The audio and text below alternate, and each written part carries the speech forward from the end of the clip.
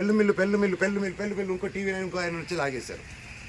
And Mohan Babu గారు ఇంటి దగ్గరికి వస్తే ప్రెస్ అయినా కొడతారు, పోలీసులైనా వచ్చి ప్రెస్ని కొట్టేస్తారు. నాకు అర్థం కాలేదు. I'm really sorry. నా కోసం వచ్చి నా వల్ల మీకు అదైనందుకు ఐఎమ్ రియలీ సారీ తల్లి. ఒక అన్నగా నేను ఎప్పుడు ఉంటాను. I'm sorry.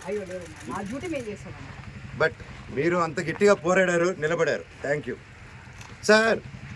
తప్పు లేనప్పుడు మిమ్మల్ని ఎందుకు సార్ ఆపుతున్నారు అక్కడ రాకుండా? నేను రమ్మంటున్నాను ప్రెస్ని. నేను ఎక్కడికైనా వచ్చి మాట్లాడుతుంటున్నాను. ఎందుకు ప్రెస్ని రానిట్లేదు? నేను ఒకటే అడిగాను సార్, హైకోర్టు ఆర్డర్ ఇదిగోండి. మీకు కూడా షేర్ చేశాను సార్, మీకు వచ్చేసి ఉంటుంది ఈ పాటికి. హైకోర్టు ఆర్డర్ ఇచ్చాను, లోవర్ కోర్టుది చీటింగ్ చేశారు, కమిషనర్ గారు బాండు, ఇవి 3 ఉన్నాయి. ఇవి చల్లవంటాడు. పోనీ రాసి ఉండంటే మీరు రాయకూడదు అంటారు. పోనీ ప్రెస్కి చెప్పమంటే మేము చెప్పమంటారు. సరే ఏ అధికారంతో నా ఇంట్లో మీ ఇంటికి వెళ్ళేదని మీకు ఆర్డర్ కావాలంటాడు. మీరు ఇంటికి వెళ్ళేదని మీరు ఆర్డర్ తీసుకుంటున్నారు సార్ అని. లేదు మీ నాన్న చెప్పాలి మాకు అంటారు.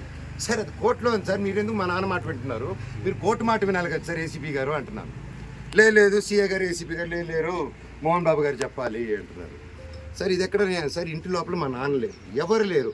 మా పెట్స్ ఉన్నాయి, 25 మంది రౌడీ షీటర్లు ఉన్నారు. నేను డ్రోన్ పంపిస్తాను సార్ చూడండి సార్ అంటే పంపించద్దు, మేము చూడకూడదు. పోనీ నేను ఇక్కడ ఉంటాను సార్, మీరు లోపలికి వెళ్ళిన పెట్స్ నేను కుక్కలన్నీ ఇచ్చేయండి సార్, తీసుకెళ్ళిపోతాను. 3 ఉన్నాయి సార్.